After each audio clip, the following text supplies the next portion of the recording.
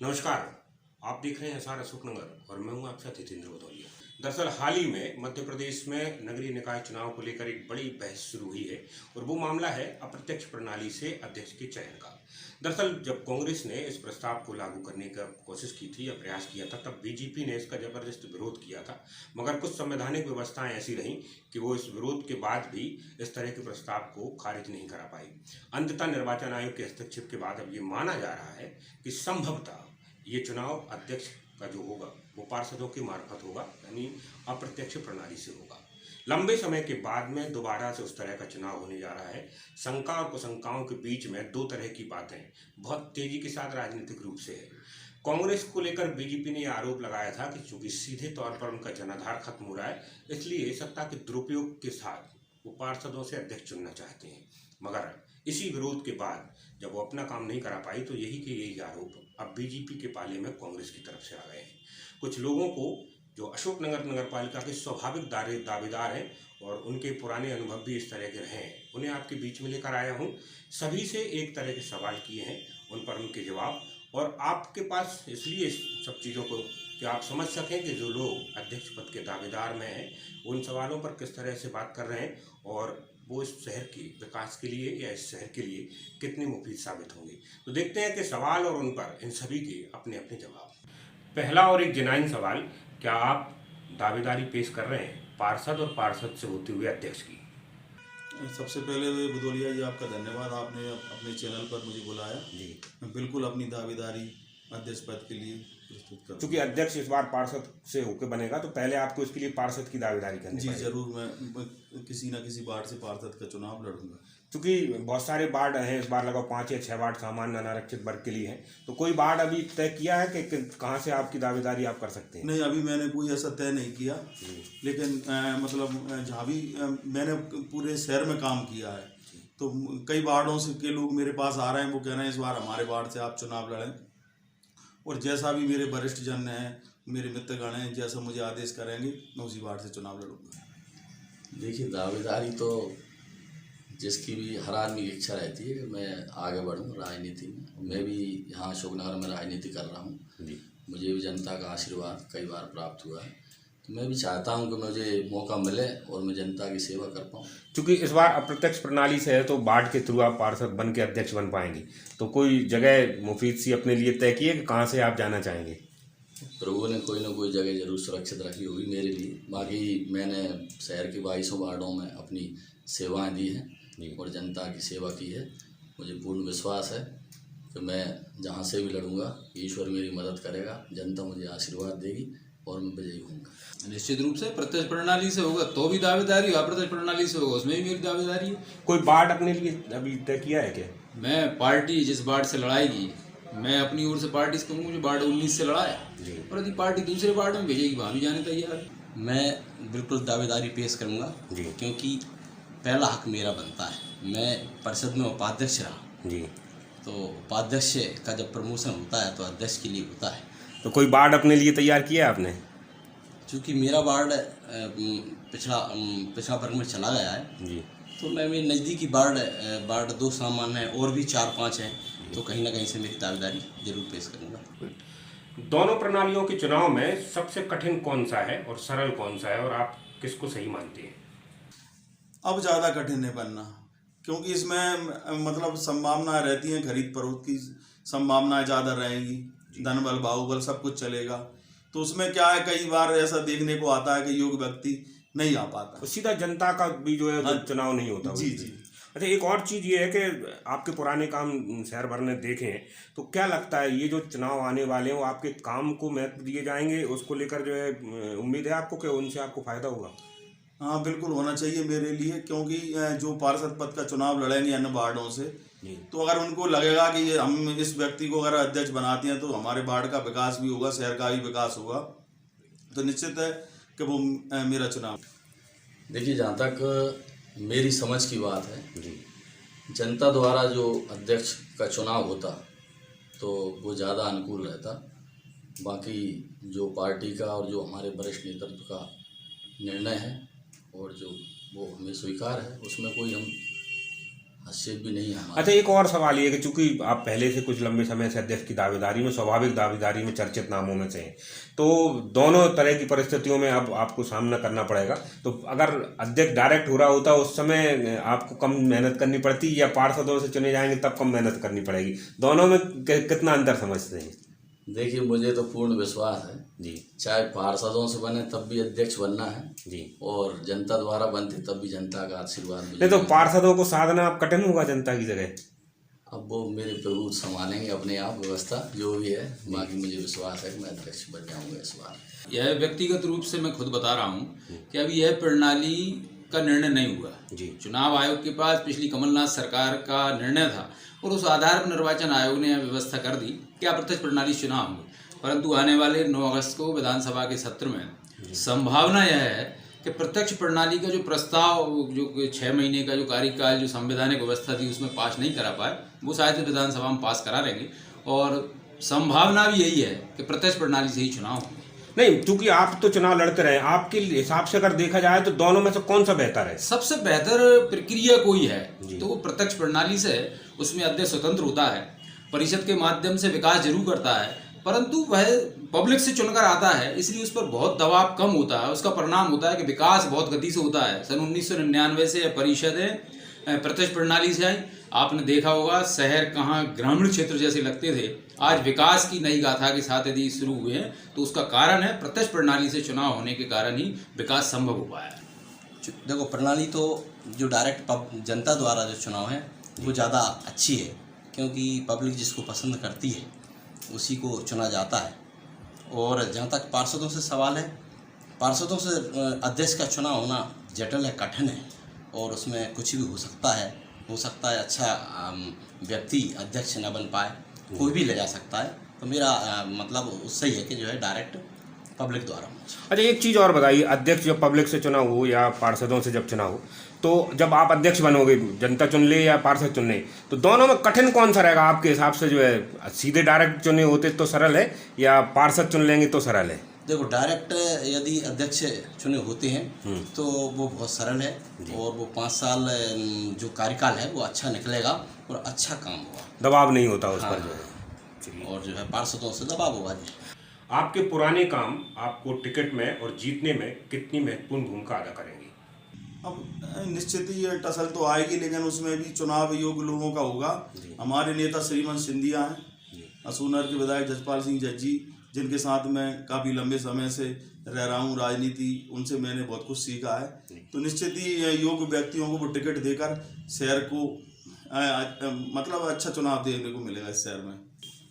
बिल्कुल, ये परिषद में जो आदमी रहा है उसको परिषद चलाने का, परिषद में काम करने का तरीका, अनुभव रहता है, उसका फ़ायदा शहर को मिलेगा।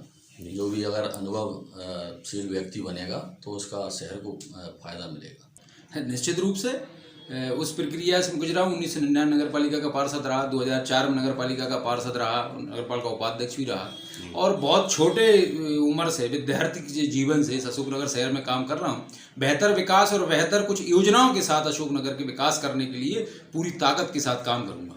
जो 5 साल में मैंने काम किया है मेरे वार्ड में भी किया है, और भी जहाँ भी जिसको जैसी मेरी ज़रूरत पड़ी लोगों ने मुझे फ़ोन किया, मैंने तत्काल उनका संबंधित अधिकारी द्वारा काम निपटाया है। तो शहर में मुझे पब्लिक लाइक करती है, इसलिए कोई दिक्कत नहीं है इसमें। एक बहुत महत्वपूर्ण सवाल जिसको लेकर पूरा शहर जानना चाहता है कि अगर आप अध्यक्ष बनते हैं तो आपके जहन में इस शहर के विकास का क्या विजन है, क्या सोच है जो अध्यक्ष बनने के बाद आप करना चाहते हैं? सबसे पहले मेरा शहर को शुद्ध पानी उपलब्ध कराना है, कि शहर में पानी की बहुत समस्या है। एक दिन छोड़कर नल आते हैं तो पानी लोगों को पर्याप्त नहीं मिल पाता, और ऐसी कई बस्तियां हैं जहाँ पर पानी नहीं है। तो मेरा सबसे पहले सारे लोगों के घरों में नल हो, उनको शुद्ध पानी मिले और प्रतिदिन पानी मिलना चाहिए। उसके बाद सबसे बड़ी समस्या प्रधानमंत्री आवास की है। कई ऐसे वार्ड हैं जो रह गए हैं जिनमें प्रधानमंत्री आवास नहीं पहुंचा किसी कारणवश, कि वो गांव की सीमा में लगते हैं। तो उनको हम शहरी सीमा में जोड़ेंगे और उनको उसका लाभ दिलाएंगे। और भी शहर की साफ़ सफाई बेहतर बनाने के लिए हम मोहल्ला क्लिनिक स्थापित करेंगे। हम शहर में भी क्या है कि सिर्फ अस्पताल पर ही हम लोग निर्भर रहते हैं, लेकिन अगर मोहल्ले में क्लिनिक होगी तो प्राथमिक ट्रीटमेंट हम वहाँ पर कर सकेंगे। हमारे वार्डवासियों का, शहरवासियों का। मूल रूप से बड़े बड़े काम आपके जहन में हैं? जी, छोटे काम तो सड़क डलना या कुछ और भी अन्य गतिविधियां वो तो चलती रहती हैं, लेकिन इन बातों पर विशेष ध्यान रहेगा इस बार। देखिए, सर्वप्रथम तो मेरी एक प्राथमिकता रहेगी कि मैं सबसे पहले तो शहर में एक गौशाला का निर्माण कराऊंगा। ये मेरी पहली प्राथमिकता रहेगी। दूसरा, जो नगर पालिका में जब भी मैं जाता था तो मैं तो सुनवाई सभी लोगों की करता था, लेकिन जब अपन नगर पालिका अभी जाते हैं लोग तो कम से वहाँ भीड़ लगी रहती है, महिलाओं की, बच्चे लिए बैठे हैं छोटे छोटे, कई पुरुष आए हैं जिनका दिन भर में 400-500 रुपये की मजदूरी खराब होती है। एक छोटी सी आईडी का अगर उनको काम कराना है तो उसके लिए भी सारे दिन वहाँ बैठे रहते हैं। मैं वार्डों में ले जाकर नगर पालिका लगवाऊँगा। हर वार्ड में नगर पालिका लगेगी। अगर मुझे मौका ईश्वर ने दिया, जनता ने आशीर्वाद दिया, तो मैं हर वार्ड में नगर पालिका लगाऊंगा। पानी की पर्याप्त व्यवस्था, प्रतिदिन पानी की पर्याप्त व्यवस्था करूंगा और शहर में साफ स्वच्छ शहर बनाऊंगा। हर गली, हर मोहल्ले में सीसी सड़क, नाली, बेवर, सुंदरता, एक सुंदर शहर बनाने का पूरा प्रयास करूंगा। सीवर लाइन है, पानी की जो गंभीर समस्या है उससे निजात दिलाने का काम करेंगे। सड़कें, नाली और जितने सब व्यवस्थाएं हैं, दूसरे बेहतर से बेहतर पार्क बनाना, विद्यार्थियों, बच्चों के लिए, महिलाओं के लिए, अन्य योजनाओं के माध्यम से शहर को विकसित और विकास की दृष्टि से महत्वपूर्ण काम करने का काम करेंगे। 5 साल में हमने जो नगर पालिका परिषद ने जो काम किए वो बहुत ही अच्छे काम किए और बहुत ज़्यादा काम किए। नगर पालिका बहुत ही कमज़ोर नगर पालिका थी और साधनों से विहीन थी। पिछले 5 साल में, ये 5 साल के कार्यकाल में नगर पालिका में जो वाहन होना चाहिए वो सभी तरह के वाहन, जैसे जेसीबी से नहीं, आगे के लिए क्या योजनाएं रहेंगी आपकी? आगे के लिए जो हमारे 5 साल के कार्यकाल में जो काम शेष रह गए, बहुत काम शेष रह गए, क्योंकि हम 1.5 साल हमको और मिलना था। उस समय विधानसभा का चुनाव हुआ, कांग्रेस सरकार बनी, तो कांग्रेस सरकार बनते ही हमारे सारे काम नगर पालिका बंद हो गए। तो जो हमारा सपना था हमारे शहर को सजाने के लिए, वो हमारा सपना अधूरा भी रह गया। अच्छा। तो वो हमें पूरी प्रस्तावित है, हमारी पूरी रूपरेखा है शहर को किस तरह से और अच्छा बनाना है, सुंदर बनाना है, तो हम उसमें कार्य करेंगे। अशोकनगर की जो एक बड़ी घोषणा है स्मार्ट सिटी परियोजना को लेकर, बहुत सारे लोगों को इस 1000 करोड़ से ऊपर की परियोजना की वजह से अध्यक्ष का पद बड़ा मालदार समझ में आ रहा है। तो लगता है कि ये बड़ी विषय है इस बार के अध्यक्ष के चयन के लिए। निश्चित ही कई लोग, मतलब इस कई संपन्न वर्ग के जो लोग हैं वो निश्चित मैदान में उतरेंगे, हो सकता है, और वो चाहेंगे कि हम अध्यक्ष बन जाएं तो स्मार्ट सिटी की जो बनना है तो उसमें हम कुछ अपना भी मार्जन कर सकें, क्योंकि अधिकतर देखा है कि राजनीति में लोग पैसे के लिए ज़्यादा महत्व देते हैं। लेकिन मेरा ये मानना है कि इस बार जनता अच्छा चुनाव करेगी। नहीं, देखिए, हमारे जो वरिष्ठ नेतृत्व है, हमारी पार्टी है भारतीय जनता पार्टी, वरिष्ठ नेता हैं, हमारे विधायक हैं, हमारे केंद्र में जो अभी मंत्री हैं, हमारे नेता हैं जो श्रीमंत सिंधिया जी, उन लोगों की विषय हैं जी, बड़े विषय हैं। हम, अगर मुझे मौका मिलता है तो मैं हमारे वरिष्ठ नेतृत्व के साथ मिलकर जरूर स्मार्ट सिटी बनाएंगे। तो स्मार्ट सिटी के कारण अध्यक्ष की दौड़ में ज़्यादा लोग हैं? नहीं, मैं तो पिछले, आपको पता है, 15 साल से नगर पालिका की राजनीति कर रहा हूँ, पार्षद भी बना हूँ, आशीर्वाद जनता का मिला है, नेता प्रतिपक्ष भी नगर पालिका में रहा हूँ मैं। तो पहले से ही मैं तो जनता की सेवा के लिए बन रहा हूँ। कोई ऐसा नहीं है कि स्मार्ट सिटी या अध्यक्ष की मुझे वो हो, लेकिन मैं तो जनता की सेवा मुझे करना है, बस ये। अरे, एक सवाल ये था कि पहले भी देखा हमने कुछ और निकायों जैसे जनपदों में, जिला पंचायत में जब पार्षदों से या सदस्यों से होते हैं तो लेन देन की, खरीद फरोख्त की एक जो संभावना बनी रहती है, आरोप प्रत्यारोप होते हैं, तो चुनाव लड़ेंगे और ऐसे जाएंगे तो नगर पालिका में भी वो संभावना बनेगी। मेरा मकसद ये रहेगा कि नगर पालिका भ्रष्टाचार मुक्त नगर पालिका में बना पाऊँ, ये मेरा संकल्प। पार्षद अगर चुने गए और वो इस तरह की चीज़ें अगर हुई तो? सभी बेईमान नहीं होते, ऐसा है। मैं इस बात पे स्पष्ट करना चाहता हूँ, स्मार्ट सिटी की घोषणा उपचुनाव के दौरान हुई, उसको अमली जामा पहनाने के लिए विधायक जी प्रयासरत हैं, लेकिन जो लोग इसकी पूरी परिभाषा को भी नहीं समझ रहे, स्मार्ट सिटी को किस स्तर पर कैसे इसकी योजना को क्रियान्वयन किया जाएगा। नहीं, 1000 करोड़ का बजट समझ रहे हैं ना। हाँ, वो मैं आपको बता रहा हूँ, इस योजना को समझ नहीं रहे हैं। इतना काम इसमें करना पड़ेगा तब कहीं हम जाकर इसको अमली जामा पहना पाएंगे। और जो आप 1 करोड़ कह रहे हैं, पैसे की व्यवस्था तो कुछ है ही नहीं। विकास और काम होगा तभी तो कुछ दिखेगा। सिर्फ पैसे की खातिर यह सोच लेना कि 1000 करोड़ रुपए का बजट है इसलिए बहुत ज़्यादा पैसा लगा के नगर पालिका का अध्यक्ष बन जाओ, यह सब गौण है। भ्रष्टाचार अब समाप्त होता जा रहा है नरेंद्र मोदी जी के शासनकाल में, धीरे धीरे व्यवस्था बदलती जा रही है। इसलिए सिर्फ इस सोच के साथ यदि आप नगर पालिका का अध्यक्ष बनते हैं कि विकास प्रथम होगा, इस तो आप इस क्षेत्र में काम करने के लिए आए। मैंने भी 99 में और 2000 में और बाद में भाजपा के जिला अध्यक्ष के नाते काम किया है। देखिए, आप अच्छा काम, सकारात्मक बात करेंगे तो जनता आपके साथ जुड़ेगी। जी बात सही है। हमारे विधायक जी शहर के लिए विकास के लिए प्रतिबद्ध हैं और वे लगातार काम कर भी रहे हैं। जहाँ तक स्मार्ट सिटी का सवाल है तो उन्होंने पहले से ही सीएम साहब से स्मार्ट सिटी की घोषणा करा ली है और उस रूप में वे पूरा उसको मूर्ति रूप भी देंगे। तो वो आज सही है, लड्डू तो अब फूटते ही हैं क्योंकि नगर पालिका परिषद तो अच्छी चीज़ है जो भी है।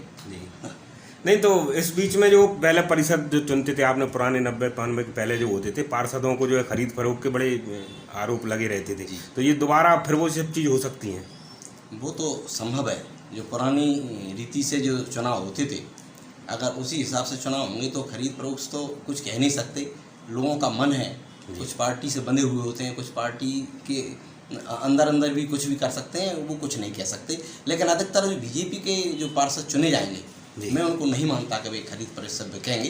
वे बहुत ईमानदार और निष्ठावान। बीजेपी एक अनुशासित पार्टी और संगठन है, मगर कुछ समय पुराने कांग्रेसी और वर्तमान के केंद्रीय मंत्री ज्योतिरादित्य सिंधिया भी बीजेपी की पार्टी में है और अशोकनगर उनका पुराना कार्य क्षेत्र भी रहा है और हस्तक्षेप भी रहा है। तो चुनाव में इस बार उनका और बीजेपी के बीच का तालमेल कैसा रहेगा? अब निश्चित ही ये टसल तो आएगी, लेकिन उसमें भी चुनाव योग्य लोगों का होगा। हमारे नेता श्रीमंत सिंधिया हैं, अशोकनगर के विधायक जसपाल सिंह जज्जी, जिनके साथ मैं काफ़ी लंबे समय से रह रहा हूँ राजनीति, उनसे मैंने बहुत कुछ सीखा है। तो निश्चित ही योग्य व्यक्तियों को वो टिकट देकर शहर को मतलब अच्छा चुनाव देखने को मिलेगा इस शहर में।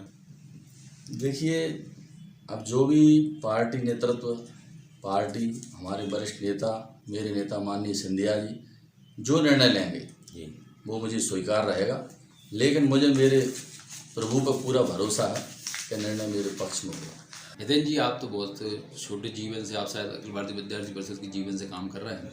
भाजपा एक संगठनात्मक व्यवस्था है, संगठन से चलने वाला यह राजनीतिक दल है और यहाँ जो भी निर्णय होगा वो संगठन की व्यवस्था के तहत होगा। चाहे पार्षदों की टिकट हो, चाहे अध्यक्ष टिकट हो, उसमें व्यवस्था होती है, कमेटियाँ बनती हैं, प्रबंध कमेटी होती है, चुनाव कमेटी होती है, संभागीय कमेटी होती है, प्रदेश कमेटी होती है। उस आधार पर टिकटों का बंटवारा होता है। ज्योतिरादित्य सिंधिया भारतीय जनता पार्टी के नेता हैं और नेता के तौर पर उन्हें आज हम और सब कार्यकर्ता जो उनके साथ आए सब बराबर है और जो भी निर्णय होगा संगठनात्मक प्रक्रिया से होगा। जहाँ तक मेरी सोच है, जो पुराने भाजपाई पिछले लंबे समय से काम कर रहे हैं उनकी अवहेलना नहीं होगी। संगठन उनको महत्व देगा। और अब महाराज साहब की बात है तो महाराज साहब ऐसा नहीं है, जहाँ महाराज साहब कहेंगे वो महाराज साहब के हिसाब से भी टिकट मिलेगा। तो दोनों का कॉम्बिनेशन बना के टिकट का वितरण होगा। और आखिरी सवाल सभी लोगों से, कि आप लोगों ने दावेदारी पेश की है और कहा है कि चुनाव जरूर लड़ेंगे, तो क्या पार्टी आप पर विश्वास करती है तभी चुनाव में रहेंगे या और दूसरे विकल्प भी आपके लिए खुले होंगे? हाँ, अभी तो मैंने कुछ ऐसा सोचा नहीं। हमारे नेता श्रीमंत सिंधिया हैं, जसपाल सिंह जज्जी जी हैं और सब लोग हैं, लेकिन मुझे उम्मीद है कहीं ना कहीं से वो मुझे मैदान में उतारेंगे। अब जो प्रभु की इच्छा। मतलब संभावनाएं जीवित है सब तरह की? नहीं, मैं सिंधिया जी मेरे नेता हैं और भारतीय जनता पार्टी मेरी पार्टी है। जो हमारी पार्टी निर्णय लेगी और जो हमारे नेता निर्णय लेंगे मैं उसके अनुरूप कार्य करूँगा। नहीं, बिल्कुल नहीं। मैं भारतीय जनता पार्टी का निष्ठावान ईमानदार कार्यकर्ता हूँ। पार्टी जो निर्णय करेगी, जो तय करेगी, उसके अनुसार ही काम करूँ। मगर आप कह रहे हैं चुनाव जरूर लड़ेंगे? नहीं, पार्टी तय करेगी, चुनाव लड़ूंगा और निश्चित रूप से पार्टी तय करेगी। मेरे लंबे अरसे राजनीतिक जीवन में एक उद्देश्य नगर पालिका को लेकर था। पार्टी निश्चित रूप से मुझे कहीं ना कहीं किसी न किसी वार्ड से चुनाव लड़ाएगी और मैं चुनाव लड़ूंगा। आपने ये बात कही वो सही है। मैं एक भारतीय जनता पार्टी का सदस्य हूँ और बहुत निष्ठावान सदस्य हूँ और मैं संगठन से बाहर कभी नहीं जा सकता है। भारतीय जनता पार्टी में संगठन ही सर्वोपरि है, संगठन का निर्णय ही सर्वोपरि है। तो मैं तो कार्यकर्ता हूँ, पार्टी के सिपाही हूँ। मौका देती है ठीक है, नहीं तो और आगे इंतजार करेंगे। मतलब विकल्प दूसरे नहीं है आपके लिए? कोई विकल्प नहीं। कहना है कि अपना दावा वो पेश कर रहे हैं, अगर पार्टी उनको योग्य समझती है तो वो चुनाव लड़ेंगे और अध्यक्ष के लिए भी अपनी दावेदारी पेश करेंगे।